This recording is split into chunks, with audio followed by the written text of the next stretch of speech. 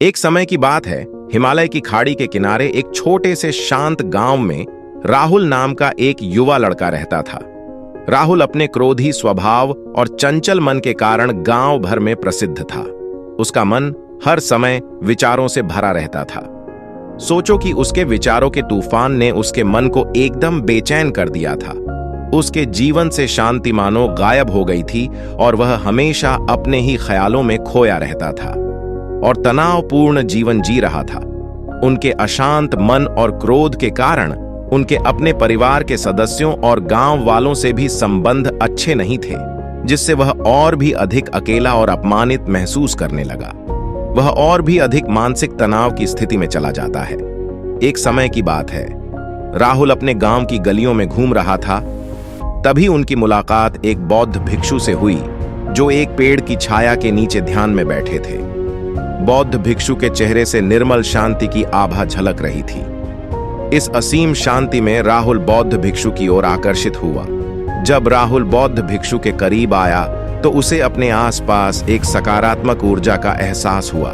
भरत को एहसास हुआ कि इस असीम शांति और सकारात्मक ऊर्जा का स्रोत कहीं न कहीं इस बौद्ध भिक्षु के भीतर ही है। इसलिए वह वहीं बैठकर उसकी आंखें खुलने का इंतजार करने लगा। थोड़ी देर बाद जब बौद्ध भिक्षु की आंख खुली तो उसने एक युवा लड़के को अपने सामने बैठा पाया, जो बहुत तनावग्रस्त और नकारात्मक भावनाओं से भरा हुआ लग रहा था। राहुल ने बौद्ध भिक्षु की ओर उदार भाव से देखा और बहुत विनम्रता से कहा, मालिक, मेरा मन बहुत अशांत है और मेरे मन के विचार मुझे खाए जा रहे हैं। मुझे एक पल के लिए भी शांति महसूस नहीं होती। क्या आप मुझे सिखा सकते हैं कि मैं अपने अशांत मन को कैसे शांत करूं? बौद्ध भिक्षु ने राहुल की पीड़ा को समझते हुए करुण दृष्टि से देखा और कहा, मेरे प्यारे बच्चे, मैं तुम्हें एक कहानी सुनाना चाहता हूं। इस कहानी में मानसिक शांति और खुशी के रहस्य छिपे हैं। क्या आप कहानी सुनना चाहेंगे? राहुल ने हाँ में सिर हिलाया और पूरी एकाग्रता से कहानी सुनने को तैयार हो गया। उनके अंदर जिज्ञासा चरम पर थी। वो कहानी सुनने को बेताब था। बहुत समय पहले की बात है। एक नगर में शक्ति नाम का एक आदमी रहता था। शक्ति बेहद महत्वाकांक्षी व्यक्ति थे और उन्हें हर काम में लोगों से मदद की जरूरत पड़ती थी। यदि उसे किसी से असफलता और बुराई सुनने को मिलती थी तो वह गहरी चिंता और तनाव में चला जाता था। उनका मानना था कि सफलता और भौतिक शक्तियां वांछित खुशी देंगी, लेकिन वह जितना सफलता और प्रशंसा के पीछे भागता था उतना ही मानसिक तनाव में डूबता जाता था। लेकिन अचानक शक्ति का सामना उस समय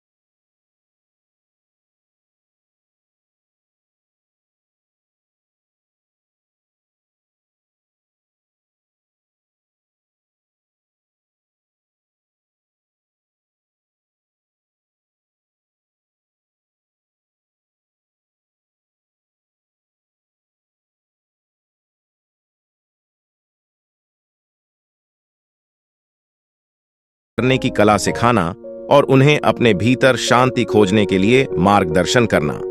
वह लोगों के बीच शांति और ज्ञान का प्रतीक बन गया। शक्ति और साधु की कहानी समाप्त कर महाकौशल बौद्ध भिक्षु कुछ देर के लिए चुप हो गए ताकि इस कहानी का अर्थ राहुल के मन में अच्छी तरह बैठ जाए। राहुल ने बौद्ध भिक्षु की ओर देखा तो उनकी आंखों में अब एक नई समझ दिखाई दे रही थी।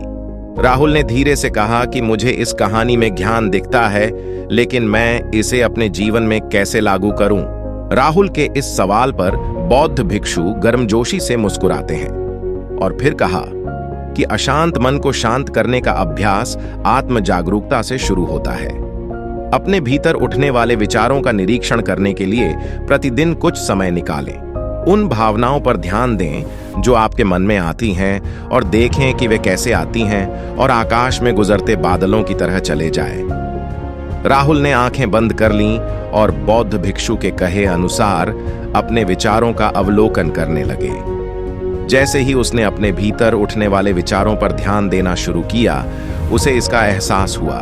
उसे अपने अंदर चिंता और इच्छाओं की एक निरंतर धारा बहती हुई महसूस हुई।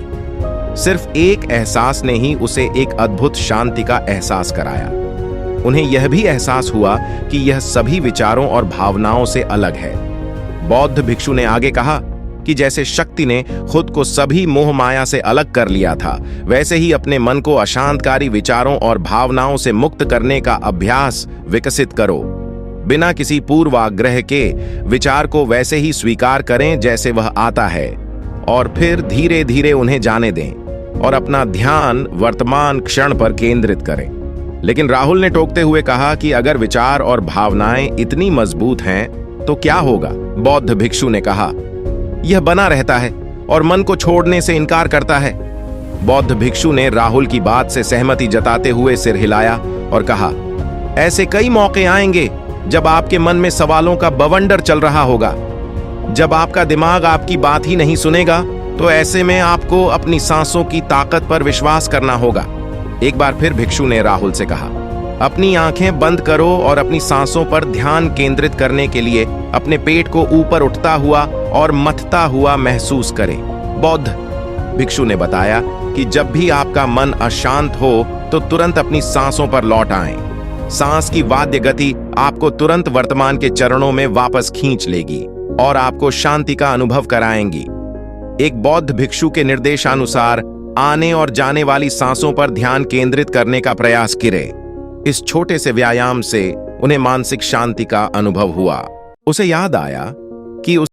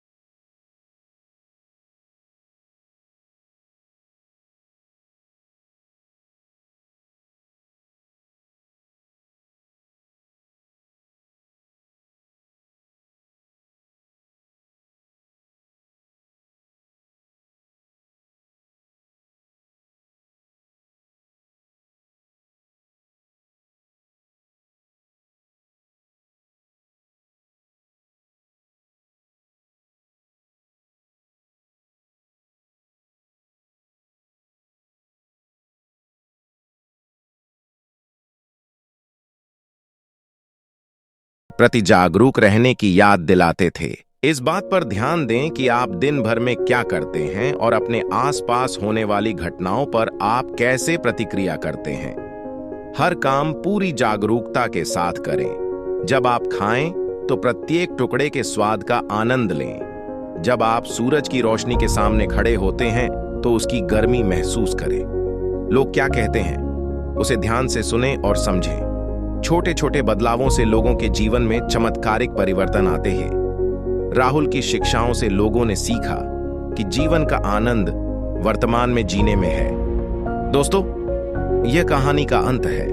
मुझे आशा है कि आपने इस मोटिवेशनल स्टोरी से बहुत कुछ सीखा होगा। आपका कीमती समय देने के लिए बहुत बहुत धन्यवाद।